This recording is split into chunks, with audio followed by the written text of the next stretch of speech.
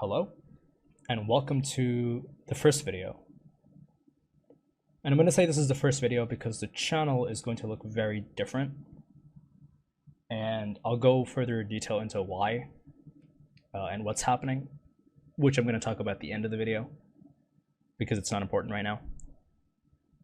In today's video, I'm going to start off with discussing solo queue, weak side, and strong side, in hopes to slowly create a updated, I guess you could call it, library of almost an ebook type of deal through my channel, translating and verbalizing League of Legends and explaining what this high elo model truly is about. Explaining it from a top-down perspective where we look at everything in detail and how these things are unified almost, moving into higher and higher levels of play. In this video specifically, we're going to be discussing, as I said, solo queue, weak side, and strong side. Some of the topics we're going to be talking about are going to be weak side, strong side basics, just a general understanding. We're going to be talking about weak side, strong side champion selection, so draft. We'll be talking about when strong side can be weak side and vice versa. We'll be discussing the 8-minute Shelly rotation herald. We'll be talking about trade-offs. We'll be talking about map splits. We'll be talking about weak side, strong side, side laning, so post-lane gameplay, or post-lane theory is a better way to say it. And lastly, we'll be discussing shadowing. So, let's go and get into it. Okay, so let's talk about the basics of weak side, strong side. Well, what is it, first of all? And what determines it? Well, if we look at the idea of Summoner's Rift, right? And let's go ahead and cut this in half. So we're going to assume, for the sake of the concept, is one is weak side and one is strong side, right? So the question is, what determines weak side and strong side? How do you know whether you're weak side or whether you're strong side? Whether you're side laning, if you're mid lane, you're generally strong side unless you're losing lane. At that point, you're weak side mid, and then at that point, it's FF. But in the concept of, well, how do I determine if I'm weak side or if I'm strong side? It's generally two things that will let you know. The first one is the jungler. Where is your jungler? If your jungler is pathing to the bottom side, generally you're going to have support in the bottom side of the map. Vice versa is also true. If your jungler is pathing top, you're going to have support on the top side of the map. And the jungler determines essentially the chaos that happens in the solo queue, right? In the sense where you can invade, and then he has to pull laners to you, or he pulls the laners to him, and then you also have to join if you're laning, and then a fight breaks out. Generally, the jungler determines these things and makes a decision to do so. And of course, the laners follow up, right? The second thing that determines it is champion, right?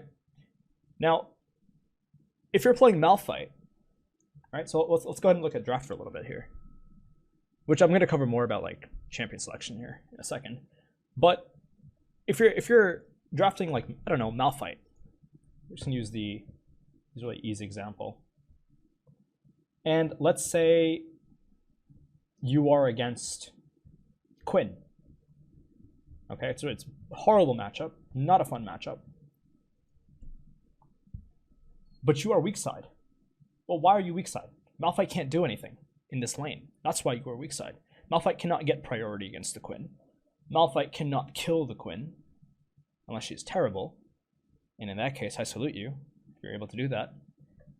Malphite has to kind of just do nothing and survive.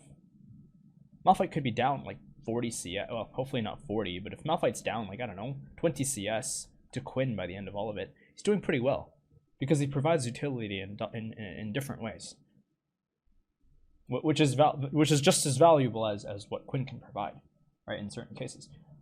Now, to say it in the most simplest form, the only thing that the only two concepts that really determine whether you are weak side or strong side is where is your jungle pathing and what champions are being drafted. Okay, if you're playing Darius into Fiora, let's say you're Darius, and you're versus like Fiora. Okay, well that's a very, very volatile matchup. If one person gets a kill, it can snowball into something really dangerous. So now, this is a pretty strong side matchup. Now, of course, you could have two strong sides, right? Two strong sides could be, okay, well, maybe you have Draven in the bot lane. Maybe you have Draven, I don't know, Blitzcrank. It's always fun. Okay? You have Draven, Blitzcrank versus, you know, whoever, whatever. It doesn't matter who's going to beat Draven Blitz in solo queue. Not many people. So, now you have two strong sides. At that point, you can determine where to go because you have agency to do so. You have a volatile matchup in top lane where you can easily abuse, and you know if you get a kill, then it can snowball into something really nice. And in bottom lane, you also have the same. You have options at that point, if you're a jungler or even if you're a mid laner. Even as a support, these are options. So this concept is not. It's not reliant on role. It's not like you're not shackled down just because you play mid or you play jungle or you play top or something. This is a very universal concept. Everyone should know this. And the higher level you go, the more and more this is determined and played around. But it's crucial that you understand it. Okay? So we have a lot of potential here to do many things. The vice versa is also true. Maybe you're the jungler or the mid laner or whatever. Maybe you have like Ezreal and you have like Yumi. Okay? And then in top lane, let's say you have, I don't know, let's say you have Malphite, I guess. Well, actually, Malphite could be strong-sided if you're, like, good. I don't know. GP, I guess. GP versus something abysmal. Let's say it's, like, a horrible matchup for Gangplank. Let's say it's a horrible matchup for Ezreal Yumi. Well, you don't have much CC. You don't have much setup. You don't have much ability to do anything. And therefore, now, well, this is a very weak side lane. So now the game will get a little bit quieter on your end as a mid laner or as a jungler because you're not going to be fighting that much. Because you don't have the agency to make fights happen. You have the agency to bail people out, but you're not going to win every single fight. Your champions don't allow you to do that. Okay? So there are nuances to this, but the general and again, we're going to be talking about this a lot. This is going to be very extensive. I'm going to teach you everything about solo queue, weak side, strong side, and again, this rule will not always be followed because you are playing in solo queue. In solo queue, if you're playing gold, platinum, and these ranks, even in diamond and master, like you're going to see it a lot less in master tier. You're going to see it a lot less in like master challenger, but you will see it a lot below that. And well, it's important to be aware of the concept and see the concept being broken than to be completely oblivious of the concept existing in the first place. So, although these concepts that I'm going to be teaching you are going to be important, they're going to apply, you may not see it be applied in solo queue because you're playing at a level in which application doesn't necessarily matter. It's just fighting and chaos. So you have to be aware of that. So just because you don't see these concepts in your own games you will see them eventually, the higher and higher you climb, but you should replicate these concepts because these are the characteristics that make you a better player, okay? So let's go ahead and talk a little more about weak side, strong side, champion selection. Moving forward into weak side, strong side, champion selection, still covering some of the basics, but slowly transitioning into the idea of champ selection we're going to be talking about further. Here, be aware of, again, the two factors that determine whether you're weak side or you're strong side. Just to remind, because, again, we're going to constantly highlight the most important ideas during these lessons. This is not coaching sessions, but these are general lessons for the public, right? Again, two examples being the jungler's location and the champions. Okay? Jungler location and champion are the two things, the two factors that will determine. Being, again, aware that both sides of the map, when split, if you have a really bad losing matchup in top lane, losing matchup in bottom lane, you are both weak-sided. It's very awkward to play. Now, just because you're jungler, let's say if it's a losing matchup in top lane, and let's use like red, for example, right? Or pink, I guess, whatever. Losing matchup in top lane, losing matchup in bottom lane, and let's say the jungler is topside. Well, although I'm stating that you're both weak side because you're losing matchups, this guy is still stronger than bottom side. There is still potential to do things in top lane because the jungler exists. Now, at that point, although we discussed the two factors that determine strong side and weak side being champion and jungler, if the champions, you know, as you can see, we're losing both of our matchups, so champions can just completely be crossed out. Well, now we have to look at our jungler, because that's the only factor we have available to look at in order to determine if we can play weak side or strong side. Now, of course, this can get more complex because we're going to also be there's also mid lane, right? Mid lane also exists, and mid lane's a very important one. And we'll talk more and more about this in the future lessons, and I'll also show you in-game examples, of course, because everything I'm discussing, I'm going to be showing you in-game examples of it literally happening, so you can see what it actually looks like. Because theory is one thing, but seeing it being actually applied is going to be a lot better for people that are struggling to learn this stuff. So going into mid lane, of course, if their mid laner has priority, this is a little less optimal to do. If your mid laner has priority, it means your mid laner can move first. This looks a little bit better. Of course, this is dependent on champions, etc.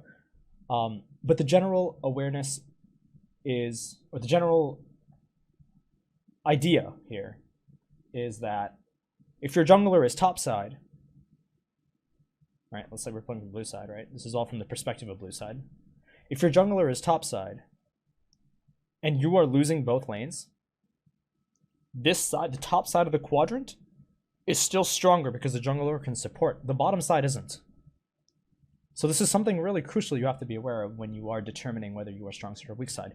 And we're going to be talking about why failing to determine whether you're strong side or weak side is going to get you constantly killed in lane. But I want to really start explaining this from a perspective where the basics are understood. And then slowly I'm going to be building up on these concepts. Now, of course, this concept is really simple. This is not rocket science. Most people understand this. Most people can apply this. Perhaps not in game, but this is quite easy to understand. But these concepts get deeper and deeper the more and more we talk about them. Just like when you look at League of Legends today, when you first started versus today, it's the same game. The map hasn't changed. The champions, although have increased, generally you know what champions do. You generally understand and have memorized the scope of the map. Nothing has really changed visually, that much, at least.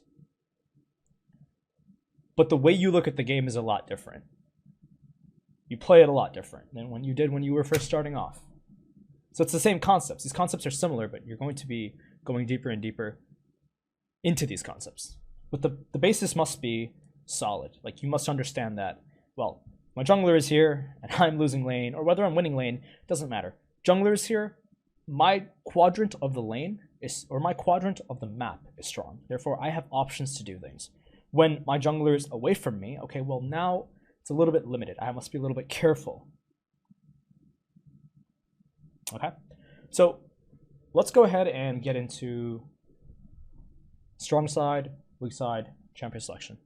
And this is, look, this is nothing to do with competitive, okay? In this segment, this is nothing to do with competitive, although a lot of what I'm talking about can be applied to competitive. Not this. This is just solo queue, because solo queue champion selection is not, we don't have coaches coaching the champ select, and so people will just ban whatever they want. People will just pick whatever they want, generally picking a champion that is in its lane dynamic and the composition isn't completely troll. You're going to see this a lot less or a lot more, I guess, champion selections that are more unified, in comparison to lower elo, where you might have like randomly full AP, right? Generally in the higher ranks, if a composition does end up becoming full AP, then, well, it's not the end of the world, because usually people dodge. The lower you go, people usually don't dodge. Okay, so let's go ahead and talk about weak side, strong side, champion selection. Okay, so I have went ahead and devised the worst composition I could possibly think of on the blue side in comparison to the red side. Again, I'm going to be using a very exaggerated example here, and although this might vary in certain cases, we're going to be talking about the idea of strong side, weak side. Well, it's clear to see that Ezreal, just starting from the bottom to top, we'll do a quick bottom to top analysis of the selection and how the game can go. We can already tell from the get-go that this guy is just getting pushed in permanently. They don't have any wave clear. They don't have any control of the wave. There's always going to be priority in bottom, meaning that all of a sudden Hecarim cannot play the bottom side of his quadrant anymore, because Kindred will always be able to invade, and Karma and Caitlyn will always be able to get priority against him. We look at mid lane. Mid lane is very easily matchable.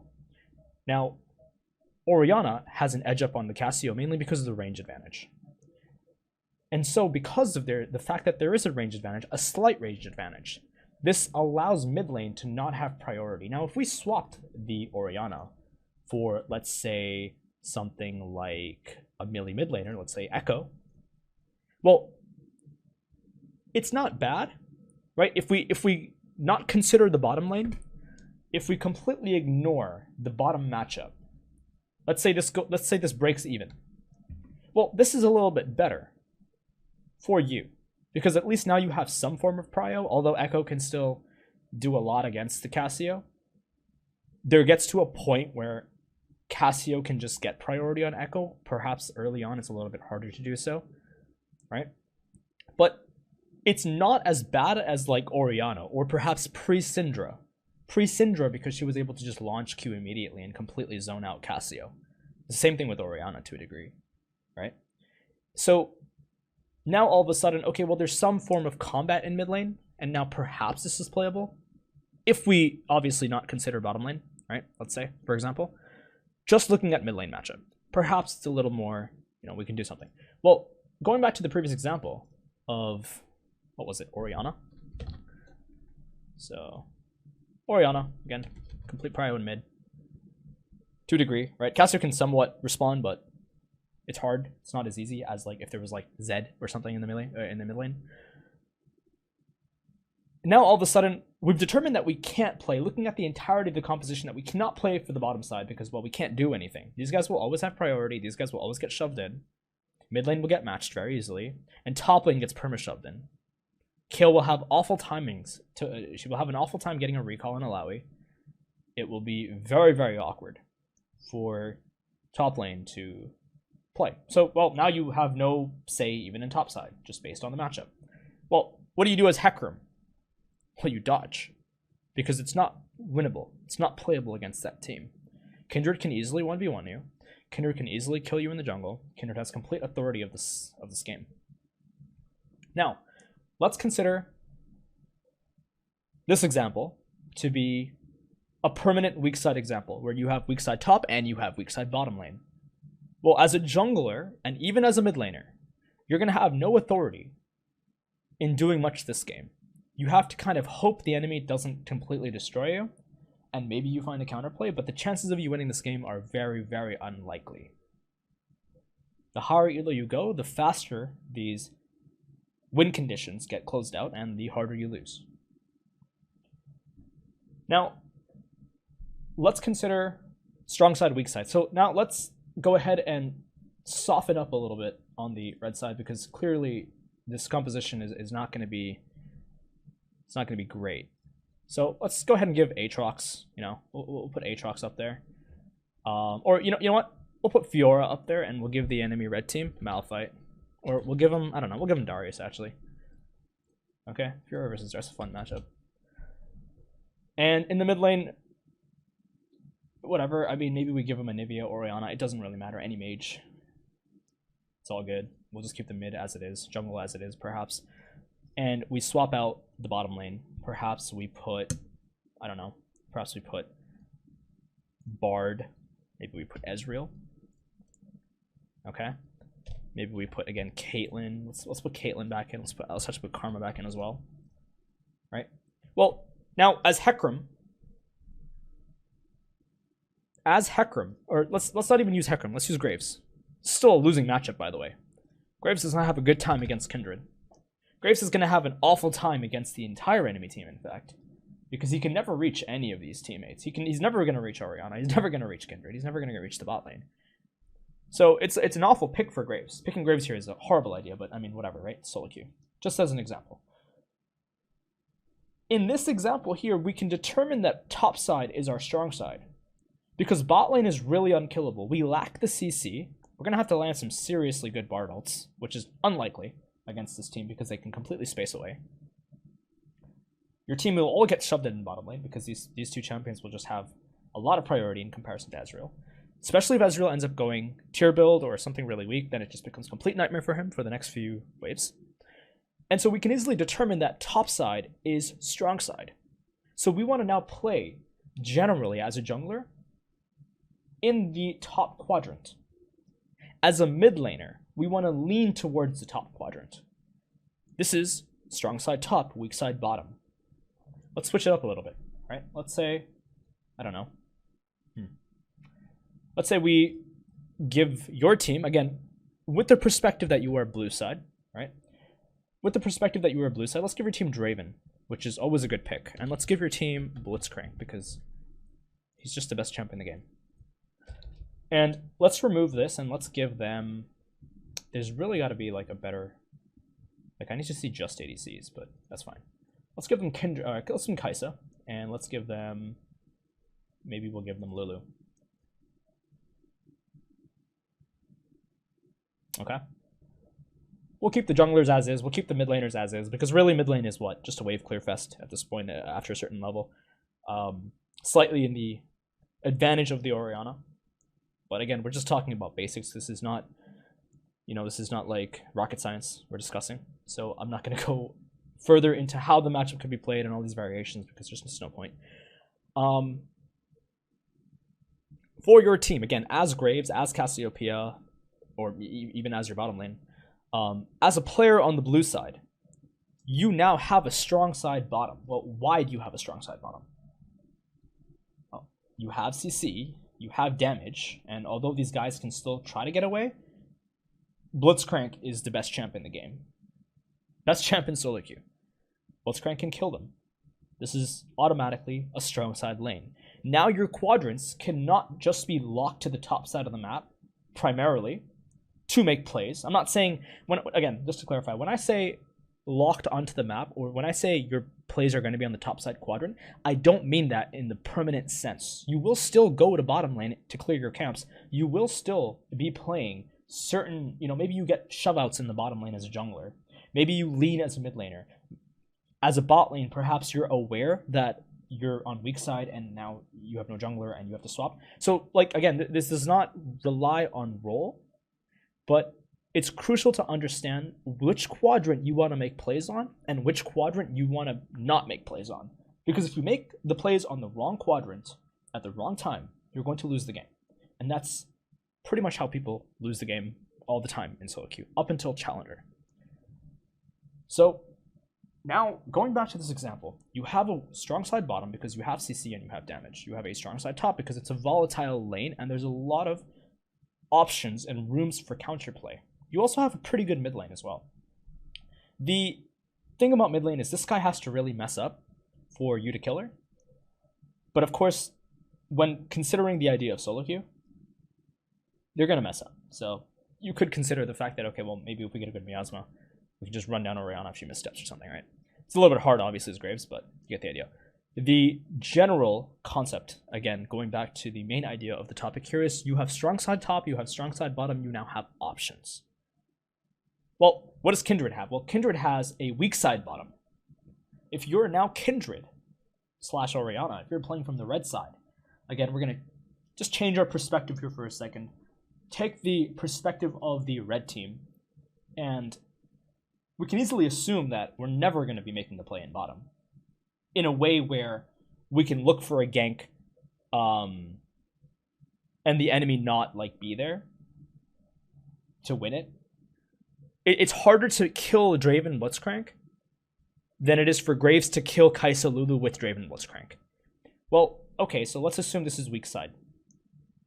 Well, you still have a volatile top.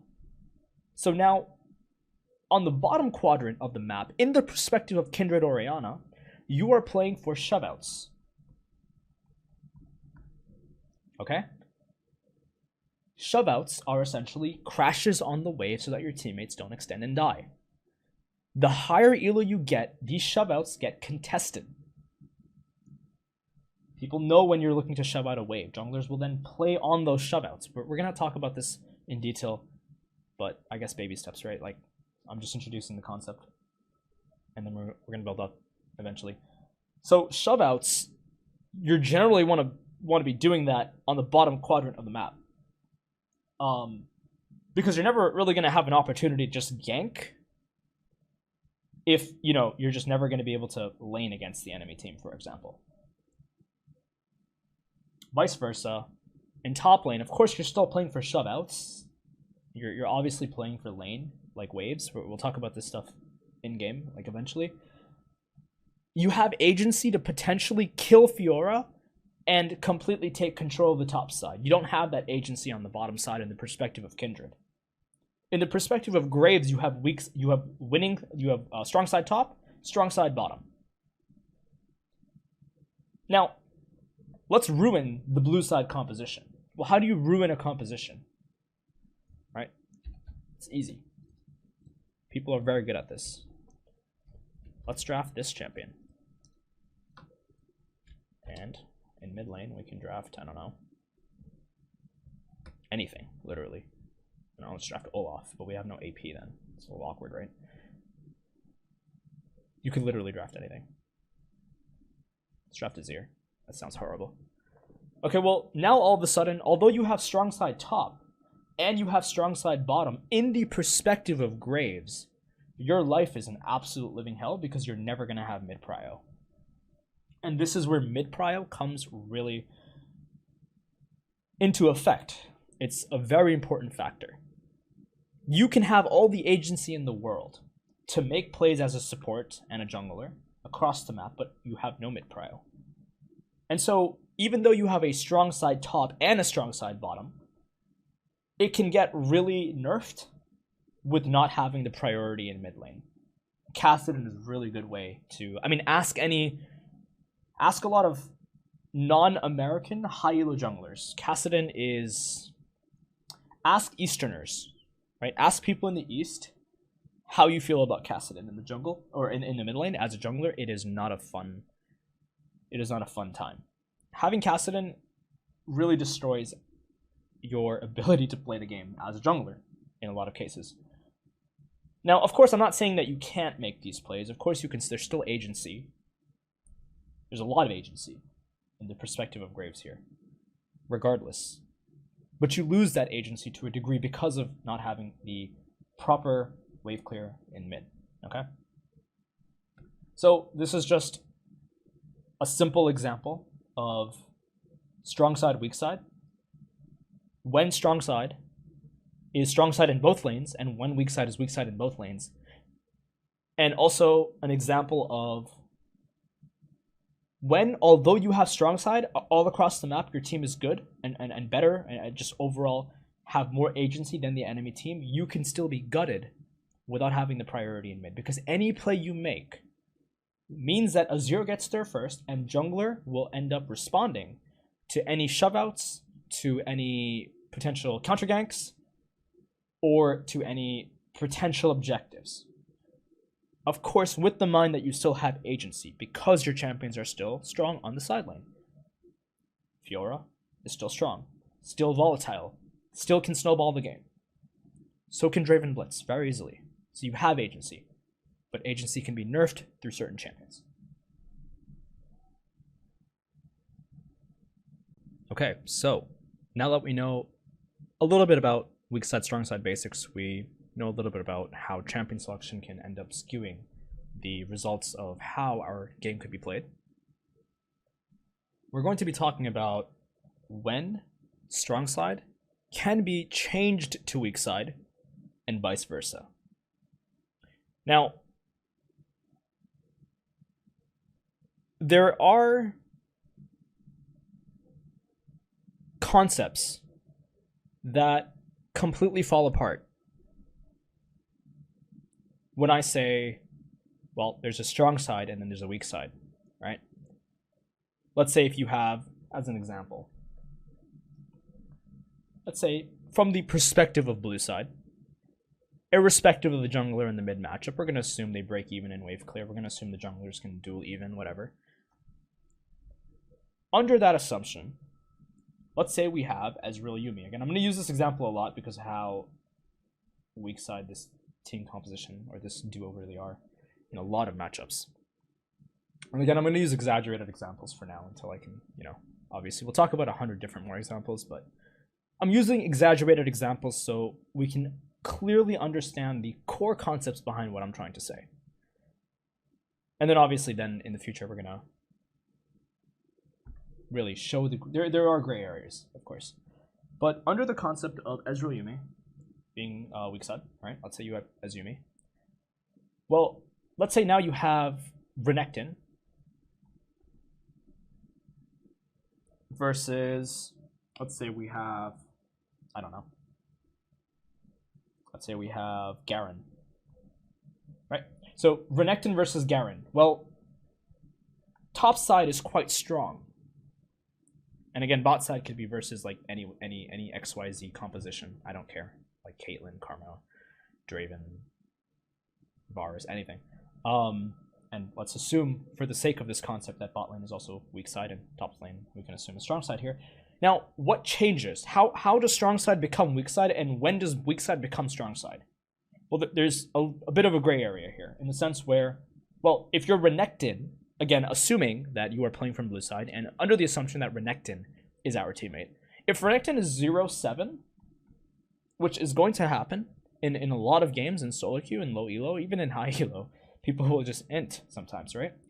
But a lot less likely and a lot less violently is the best way to put it. They will die. If Renekton is 0-7 and your strong side is just losing, and under the perspective of a ADC even, right, or a mid or a jungle, under the assumption that Renekton is 0-7, well, now there's no way to come back. But even at 0-5, there's just no way to come back in top lane. It's over. Well, now your strong side has become weak side. You don't have agency on Shelly. You don't have much agency in your top side jungle. Again, assuming, as a reminder, we are playing from blue side. You have no agency on the top side of the quadrant. This is all gone for you. This is the enemies now. Now Ezreal Yuumi, although this is an awful thing to say, is strong side. Now, is it the greatest strong side? No. You're probably going to lose the game because Ezreal Yuumi is not going to do much. Until maybe level 6, and then perhaps then there's options, but then you have to also consider XYZ champion. Under the assumption that, well, the side that was not meant to be strong is now supposed to be our strong side, well, you have no other option. You have to make Ezreal Yuumi strong side. All of your resources have to now be pooled into the side lane of Ezreal Yuumi, or perhaps mid lane. That is also an option. But we're going to be talking about bot lane in this example primarily because, well, we want to think in terms of controlling quadrants, not necessarily controlling lanes. If the lane has control, the quadrant around that lane is generally going to be safe to go into, or at least have some activity in for you. So in this case, well, you're going to be mainly making plays around this angle. If you're going to invade, you're going to go through here. Even if Ezreal Yuumi lacked the wave clear, with the strong side Ezreal Yuumi and a mid laner leaning towards the bottom side of the map, let's assume even mid is strong. With the bottom side or the south side of the quadrant being your strong side, you can be in bottom lane to get shove-outs for the enemy, or for your team, in order to then find invades. So that's possible. This is when weak side has become strong side. But this is situational. This is because our Renekton is running it. Now, this isn't the greatest. In a lot of cases, there's no answer to this. If you're playing in high MMR, well, and your strong side has lost, and you try to switch your weak side to strong side, but your weak side is designed to be weak side, well, you're going to have an awful... It's going to be... Maybe you have a 20% chance of succeeding. Maybe if you're really good, maybe you have a 30% chance of succeeding. But it's not going to be much. The higher elo you go, the less this becomes. The less opportunity for freedom arises the higher you go, because the tighter the game becomes, the more... What's the right word? The game takes a certain model the higher you go. Higher elo players understand what I'm talking about. Lower elo players won't. This is not something that you can know. This is something that you have to understand. Right? I can talk about what it is to like to play in high elo, but you'll never know what it's like to play in high elo until you've played in high elo, because you have to actually play it to understand it. And there's a lot of things, right? Why this is the case. So a lot of it, I mean, you could try to verbalize it, but that can only go so far, right? It gets to a point where the game becomes nonverbal, and you don't need words to express it. You just need to play it. The game itself becomes a language in which now you are conversing with your team, you are conversing with the enemy team as well. And it becomes this kind of dance almost, and it becomes enjoyable to play. Very enjoyable. But the lower and lower you go, the less this model is followed, the more chaos there is. Well, now your solo skill matters a lot more. You have to make sure that you are winning lane. That's how, I guess, you could really differentiate the two, right? But we're getting sidetracked. Back to the main topic of discussion here. Your weak side is now strong side. Your strong side is now weak side. You're not going to find Shelly. And perhaps now you can try to trade off for Dragon, maybe? Maybe. But if your bottom lane is also losing, again, we discussed how weak side can still be, well, it's designed to be weak, therefore not going to win. Therefore, you know, perhaps even if you try to strong side your weak side of the lane, you may still lose. Maybe you have a very low success rate on that angle, which means maybe you get Dragon, most likely you lose it, and game is FF at that point. Okay? Now, there is a second concept of when strong side changes to weak side, but it doesn't necessarily mean the entire angle of the game has shifted to the point where, holy crap, there's a fire in top lane, we got to put it out. Let's just throw all of our resources onto the opposite side of the map. And we're going to be talking a lot about that in trade-offs, which I'm going to be showing you examples in game of trade-offs, or the concept of trade-offs, map trade-offs. There is a second concept in when these strong side and weak side quadrants of your team can shift, but not necessarily mean that you are completely shifting in a more permanent sense, whereas here on the example on your screen now, this is more of a permanent shift to the south side of the lane because of how bad the top lane is going, in theory. Right? The second concept revolves around, well, let's say you have, I don't know, let's say you have strong side. I'm not going to use champion into champions, but let's say you have strong side top. Okay? Let's say you have neutral mid lane. Right? So it's just neutral. And let's say you have weak side. So you have weak side bottom. I apologize for my writing. Yeah. Let's say you have weak side bottom. Okay? Well, in this case, what determines strong side and weak side changing? Well, we already talked about the fact that, well, if my top laner is 0-12, I'm not going to go top lane. I'm not going to try to put out this fire. I'm going to try to press the map on the opposite side of the angle to try to find a cross advantage. But when your top laner is not like a robot, and he's actually playing like a human, and he's playing quite well, let's say for example, right? Well, you're gonna keep a permanent strong side at that point, right? Like if you're strong side top, the time that strong side changes to weak side is when the jungler leaves the strong side and the enemy jungler is having, like, the enemy jungler crosses to the top side. For example, in the perspective of blue side. Okay? Again, I'm gonna explain again. in perhaps different words. Just to clarify this concept, because this is very important, because you're going to go into your games thinking you're strong side and then you're going to get ganked and then it's over. Strong side, when they're not inting the game, in top lane, if our top laner is not running it down, can be changed to weak side temporarily when the jungler is pathing on the opposite direction and the enemy jungler is pathing towards the top lane, which again, to reiterate, is strong side. This means that even though the strong side top laner has an edge up on the enemy, the jungler can make it a 2v1 and your jungler can't respond.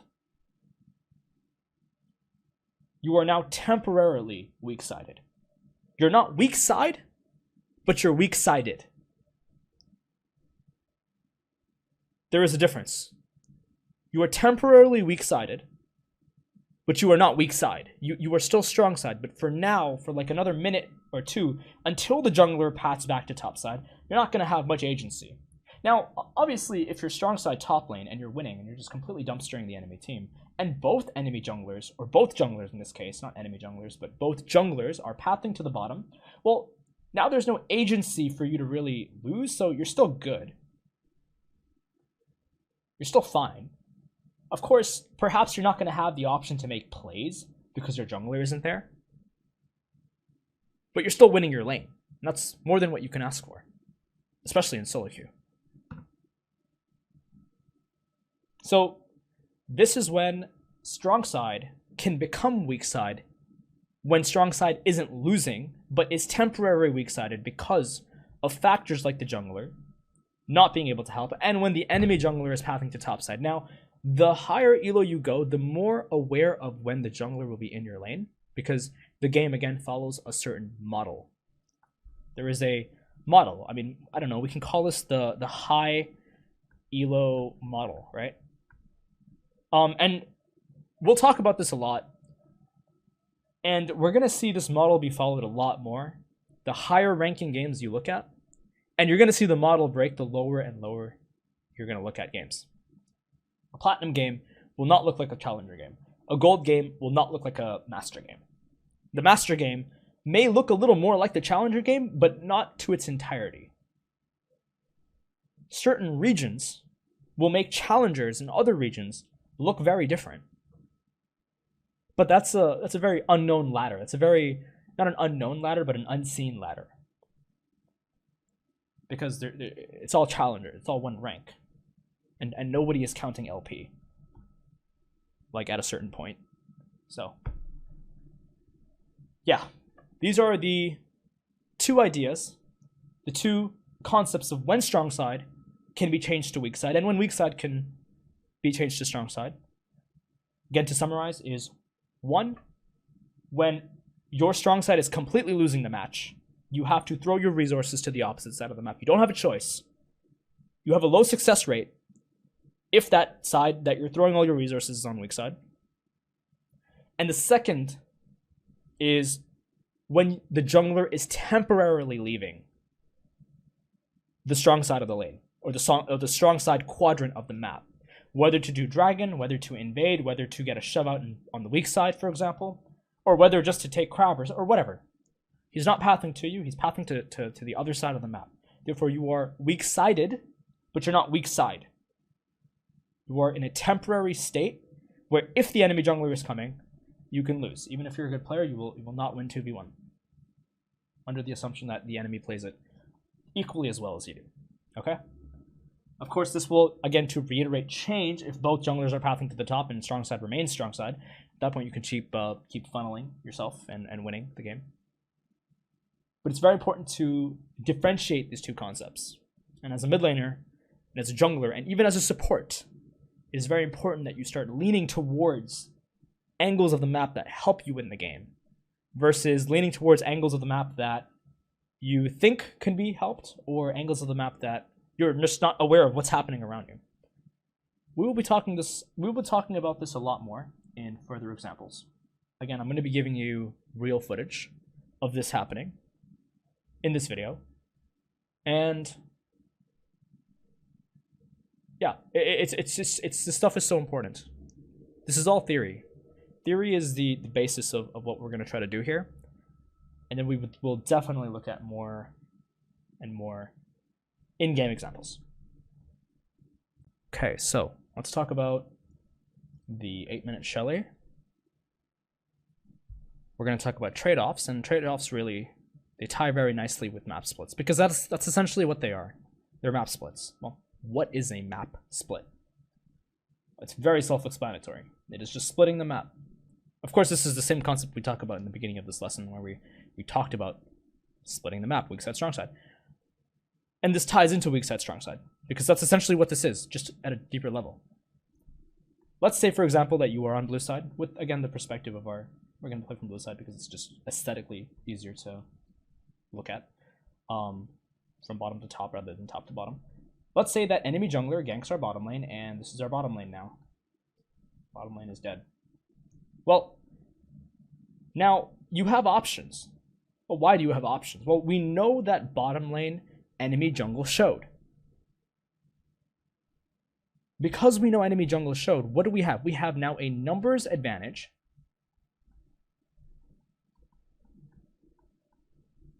on the top quadrant of the map. Maybe.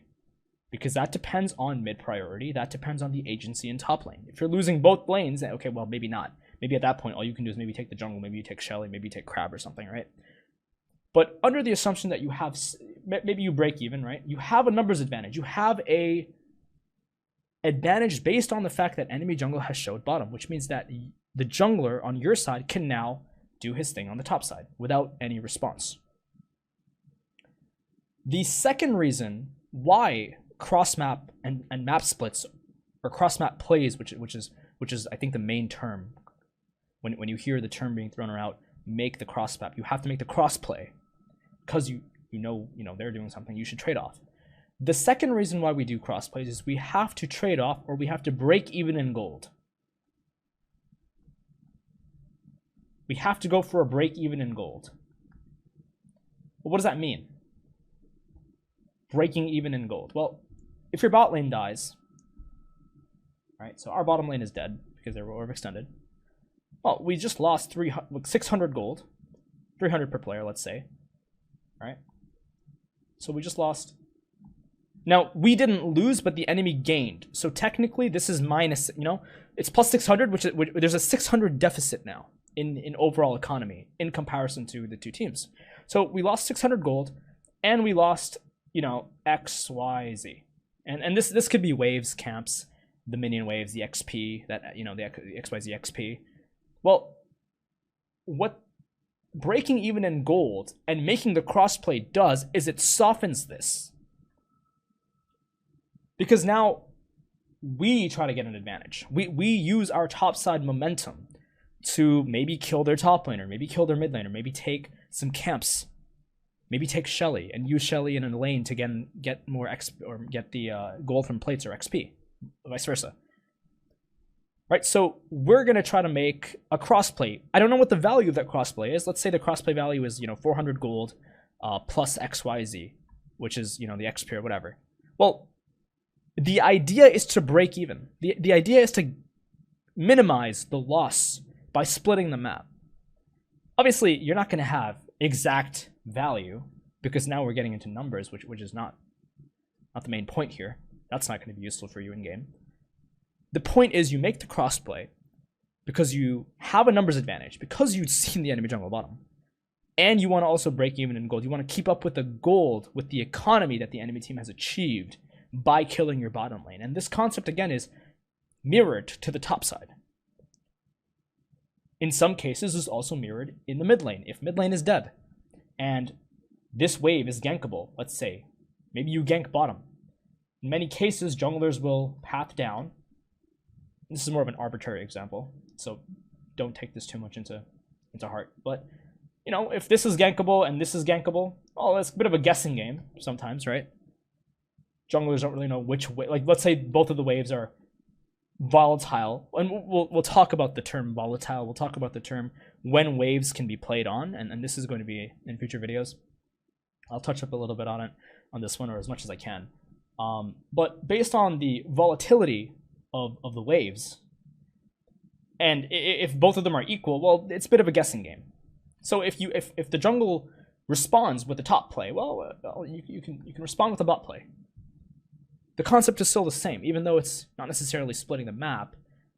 It's still technically splitting. It's splitting the play, which again is the same concept of trade-offs.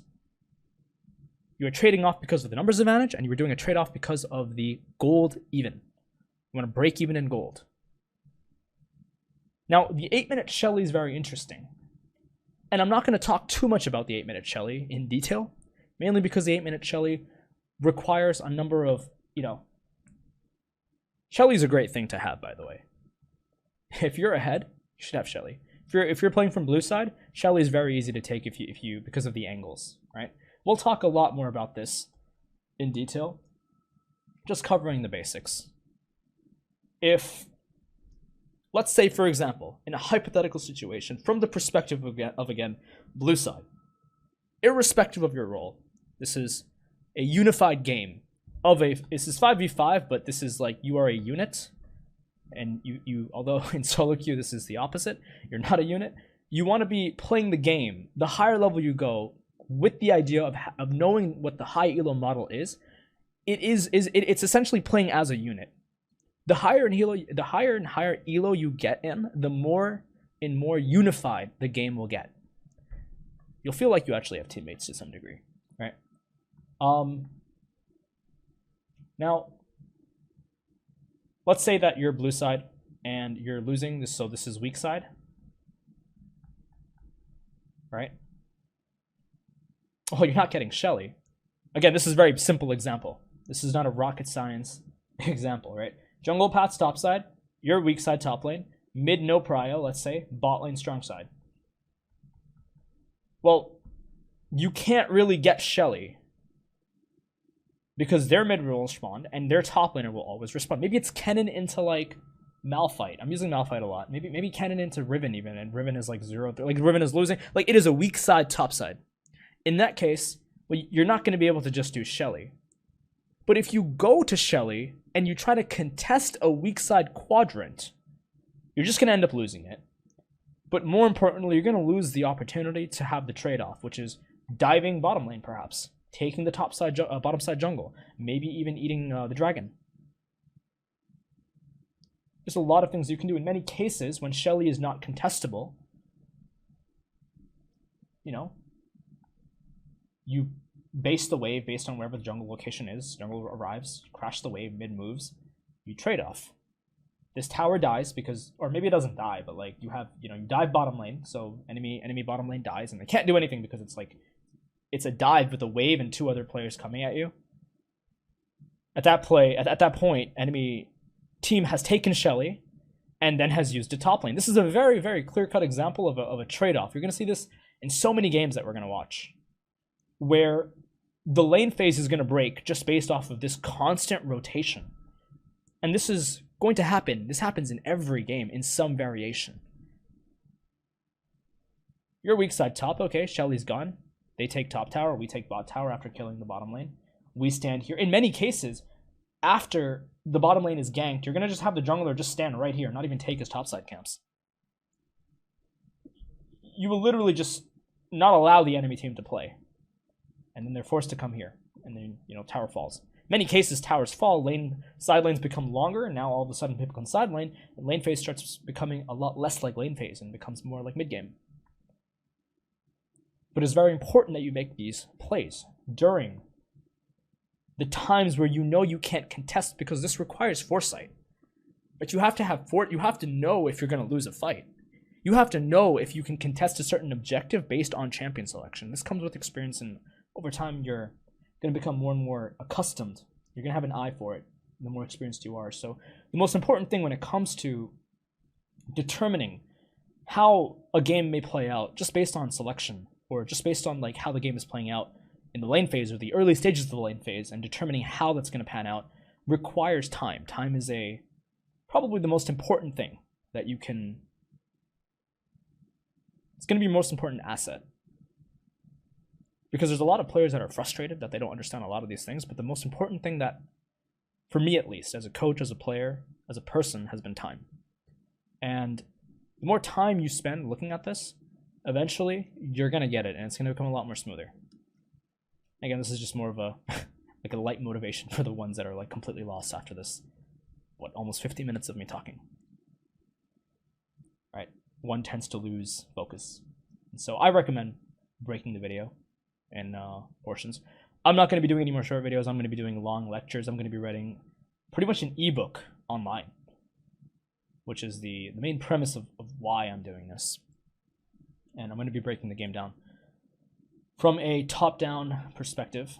And when I say top-down perspective, I mean looking at it from really it's bottom to top, but it's really looking at it in the most finite detail, breaking it down in a way that's digestible, and can obviously provide a lot more support to the community in the future, and just be overall updated because it's been like 5 years.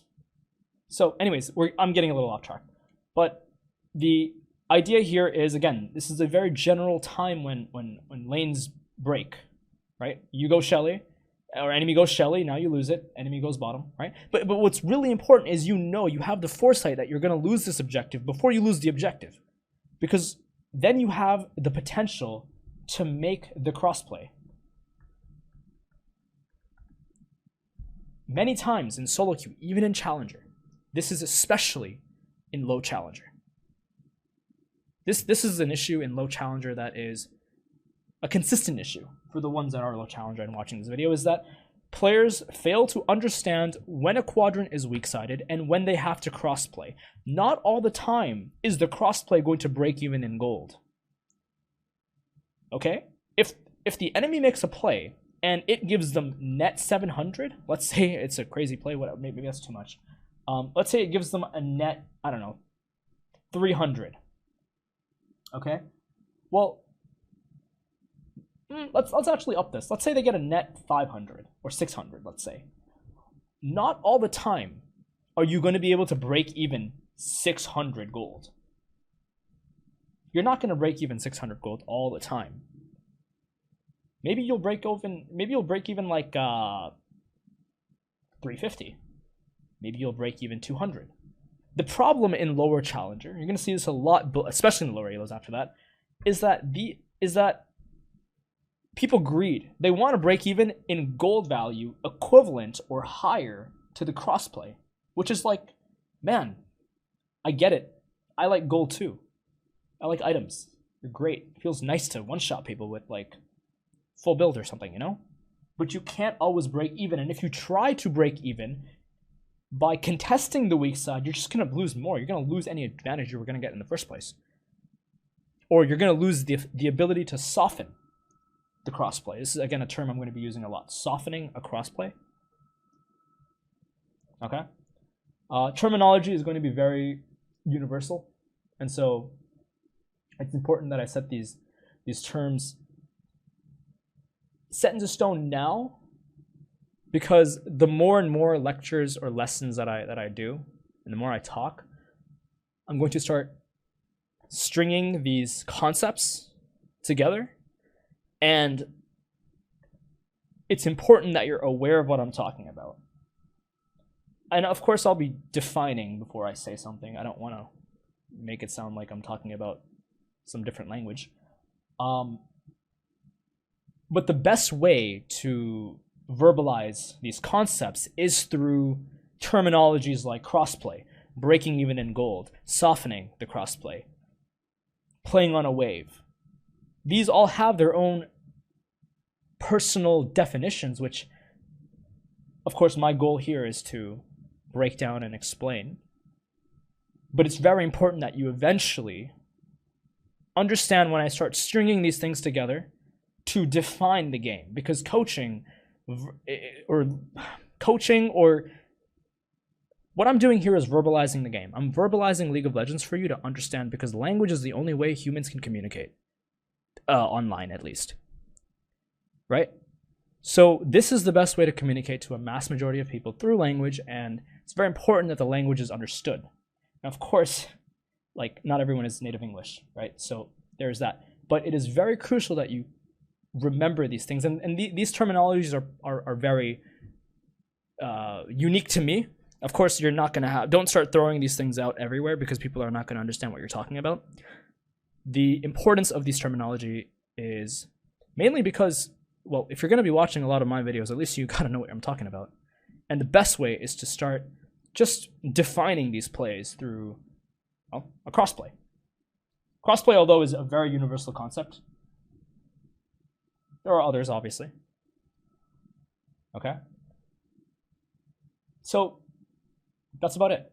That is the 8-minute Shelly decision and trade-offs. This is just the basic concepts. We're going to be going into more in-game examples in the future, but it is important that when you make the crossplay, you are able to have the foresight of what it should look like, when you need to do it, and the reasons you need to do it. Again, we'll be covered a lot more, and I'm going to be, of course, showing you a bunch of in-game examples. Okay, so we are finally at Weakside, Strongside laning / shadowing. Again, this is a very surface level, although this is a very long video. This is a surface level discussion of League of Legends, just general theory, very important. The basis of what your success is gonna be off of really is theory. Understand? I mean, playing League of Legends is easy. Physically playing the game is easy. It's not hard to press R on Malphite. It's not hard to just one-shot someone on Annie or even like Darius or something. It's easy to play the game. And most people who touch the game have the talent to do a lot with the game. That's something that I've learned over the years. But the problem is, they're doing it unconsciously, and the difference between the best and well, the great and the rest is, although mechanics to some degree, a lot of it is just consciously doing something. Consciously playing the game. And at which eventually the higher levels you get, that conscious decision making is played at a faster and faster rate, which you will feel, and that is when you are really playing League of Legends. But again, this is just talk. The best way to understand high elo, or understand what the game means, or what it means to start getting to that level, is you gotta play in it. Once you're playing in it, it's not about language anymore. You will feel it, you will understand it a lot more. But you gotta get there first, and to get there requires a mountain to climb. Hopefully with these discussions, that mountain is not as steep as some make it out to be. Because at the end of the day, League of Legends is a very easy game. It's a very simple game in theory, in concept, very simple, very easy. Of course, there are a million different minutiae regarding item builds, and you know, it is like chess, except it's like organic in a way where there's just so much happening, and it's player decided, of course, because there's so many more players and there's a lot of factors. But it's important that we start to understand these concepts and slowly start to apply, because everything that we do is going to be based on a concept. And the higher level we get, it's the same concept, except they're just a lot. The conversation is a lot quicker. It's a lot faster. You're asked to do things quicker. And if you miss those opportunities, well, that's where the elo difference is. So we talked about a lot of things regarding Strongside and Weakside, and I mean, I could literally talk about this all day, but we do have to wrap up the video, and we are going to be now talking about the final concept in this video, which is Weakside, Strongside, side laning, and shadowing. For people who don't know what shadowing is, it's very, very self-explanatory, very simple. Shadowing has a lot of terms thrown around. I know that terms are relatively different depending on region, but you know, the concept is obviously identical. Shadowing could be hovering, right? You could hover, you could shadow, you could just chill here, right? Like that's something you could do, I guess, is a good way to word it if you're like, I don't know, in the most casual way. And of course, there's probably more examples and more terminologies for the identical concept, which is just all you're doing is, okay, well, my teammate is shoving wave again from the blue side, and you are here helping, just not necessarily fighting, but chilling, or just kind of shadowing as they shove in the wave. And once the wave is shoved, you both leave, and everyone's happy. Of course, if enemy jungle is you know, here, right? And they want to fight. Well, now you have a fight, but that's a whole concept around shadowing. You're shadowing because if something breaks out, you're here to help. In many cases, especially the lower elo you get, is this guy is just not there. There's a random dude just pushing to Nexus. He is literally on the other side of the world, and your jungler is just, I don't know, maybe he's here. Playing with the ADC who's taking golems or something. And the mid laner just chilling. Well, why do we shadow? We shadow based on waves. When do I shadow is a better question, really. And the answer to that is you shadow based on waves. Waves is the most fundamental way the game is to be looked at. This is how we play the game. The most important thing here is just waves. Everything that happens around the game, whether there's a fight here or action in the bottom lane, is dependent on the waves.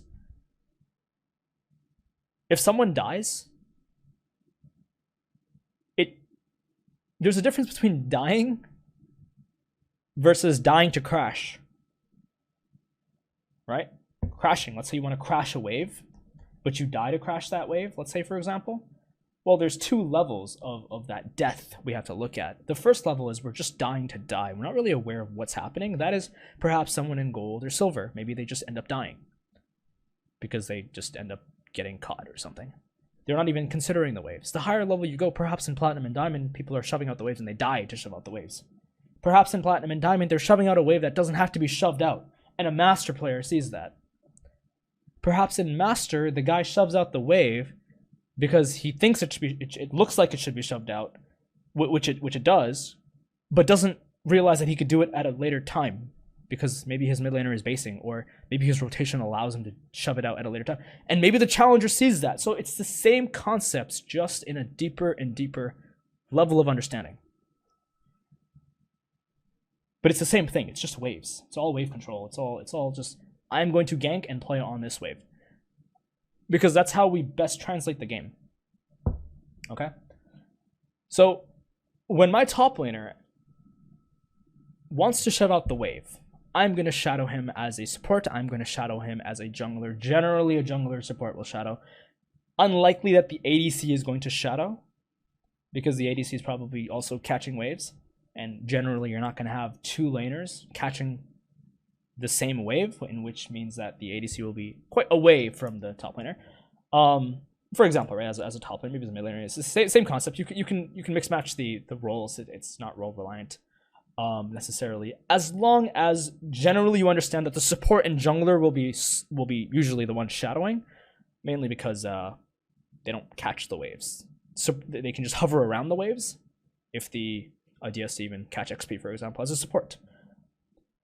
And I'm not gonna talk about when you should shove out waves, because this I will talk about in a later video.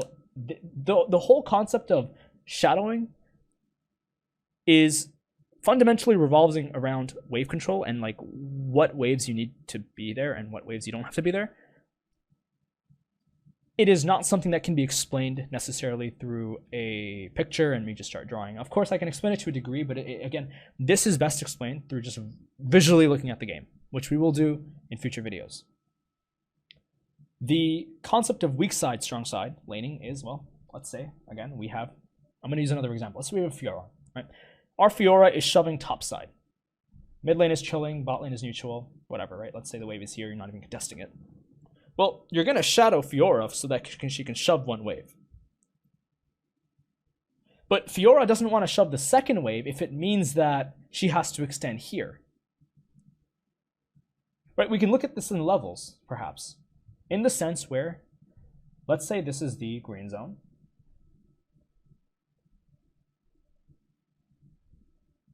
Let's actually extend this. Let's say this is the yellow zone, and the yellow zone is more like, okay, well, it's neutral. And this is the red zone. In the perspective of blue side, with the concept of pushing out a side lane, okay? Well, if your top laner is pushing in the green zone, you don't really have to shadow them, you're chilling. Well, maybe they're in the yellow zone. Okay, well, if they're in the yellow zone, look at the wave. are they going to go in for the next wave? Because now you have to look at the waves as a count. Let's say wave A. Wave A is here. Well, let's actually, okay, you know what? Let's actually say wave A is not even in the yellow zone. Let's say wave A is literally in the green zone. Okay, so for wave A, we're quite safe. Okay, well, now let's look at wave B. Generally, if we're around top lane for wave B, and we're like in this region, it's still quite safe, right? But there is potential for danger. I don't even know how to word this. I guess there is potential for danger, right? Because of course you can still get ganked, but it's hard. It's easier to get away from a side lane gank. This is after the post game. This is again post lane phase, right? Which is mid game. It's easier to get away from the yellow zone than it is from like the red zone. Now you have to determine. Let's say, I don't know, wave C is coming. You have to know that going for wave C, for example, hypothetically, could be dangerous because it's so far up. Which means that you would ping your laner off on wave C, but you would hover them for wave B. Maybe they go for wave C anyway.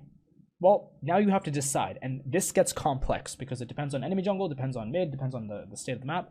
But generally, if you have, both of you have understood that okay, this is a wave that we are going to shove out before my top laner bases,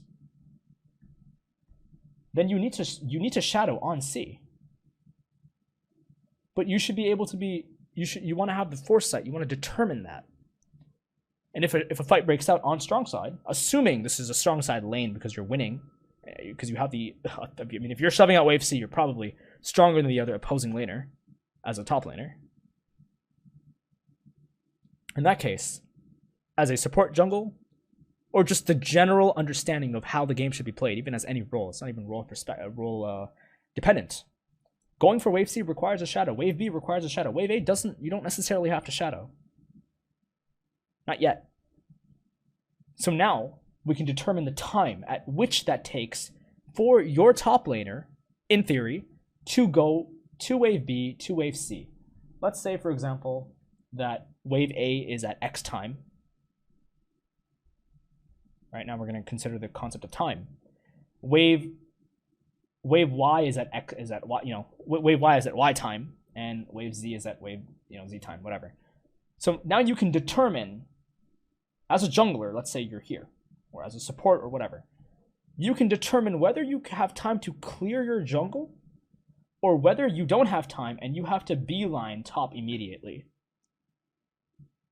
And this requires foresight. This is the same concept as if you're driving and you see like a merging lane.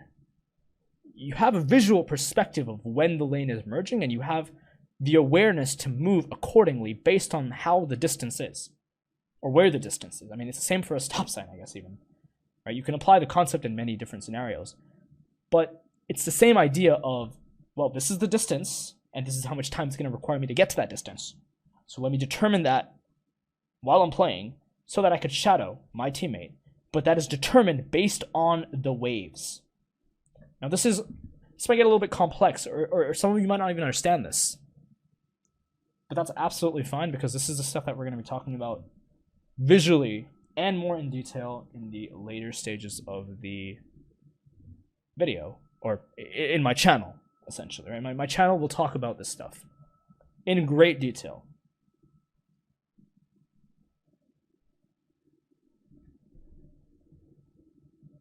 And that is basically about it. That is just the general concepts of weak side, strong side, laning, and shadowing, along with the micro concepts as well as we discussed regarding the time and distance. That was it for lesson 1, solo queue weak side, strong side, basics theory. It's just league theory. We are not going to go into in-game, not yet. We will be looking at in-game stuff a lot more in detail in the future. but it is so important that we have our general theory understood so that we know what to look for when we actually get into the game. We, just to summarize, talked a lot about Weakside, Strongside basics, the concept of what is Weakside, what is Strongside, how it's split up in the map. We talked about how champion selection can affect that. We talked about how champions' performance can affect that. How a Strongside champion having an awful game could turn Weakside. How sometimes if you allocate all of your resources to a Weakside lane, because your top laner is running it down, can be really the only play. We also talked about when Weakside can be Strongside based on when a jungler is moving towards a side of the quadrant. A Strongside, again, could be Weaksided temporarily. We furthermore also discussed the 8-minute Shelly rotation, just the general basis of it. We talked about foresight, we talked about map splits. Right? We talked about how trade-offs are very important in League, and how the higher and higher elo you go, the more and more trade-offs you're going to have to see. The faster you have to see those trade-offs, and the faster you have to make them. We also talked about Weakside, Strongside laning based on time distance. We talked about shadowing, and this is all general theory. This is all very basic stuff that we need to understand before we go into game and actually look at the game for what it is. That is it for Lesson 1 solo queue, and I hope you enjoyed it. Now, before I end this video off, you might be wondering, there is a quick disclaimer. The channel will be, I'm going to be doing a revamp on the channel. So this is the first video of this revamp. Things are going to be changing. I have collected a lot of experience over the last 5-6 years of coaching, over the 5-6 years of being around YouTube and being around League of Legends and being around, well, life in general. And it is crucial that we consistently evolve and change the way we do things. And although I'm not going to get into detail as to what I'm doing with the channel, it is the easiest explanation that I can give to you guys as my viewers. Because there is a lot of thought going into what I want to do moving forward with this channel, and what I want to do with League in general. A lot of things have changed for the better. And the easiest way to explain it is that there is going to be a revamp. I hope it's not too alarming. Videos will be taken off. A lot of them. Most of them. All of them, actually. And new videos will be on. Updated videos. Videos that are a lot more professional. Videos that are a lot more thought out. Concepts that are direct. And for really us to build a consistent library where organization is key and players can go into my content, understand the game from bottom to top, both in theory and in game, and improve at a very fast rate, because this is a mountain, as any climb really is, and the concepts that we're going to be talking about are just here to show you what this game is about, have you learn it faster, have you focus on the right things, and make that climb. Anyways, if you have any questions, I do stream every Sunday, and I'm going to try my best to keep this schedule consistent. But I don't stream often, and I don't want to stream often, mainly because of the quantity of work that I have to do. And so I will be streaming. I will be dedicating perhaps an hour or two every Sunday to answer any questions you guys might have about this video, about the channel, about me, about anything. Or you just watch me play some solo queue. That is it for this video. I am, for the ones who stuck around to the end, hope you enjoyed it, and I will see you for the next one.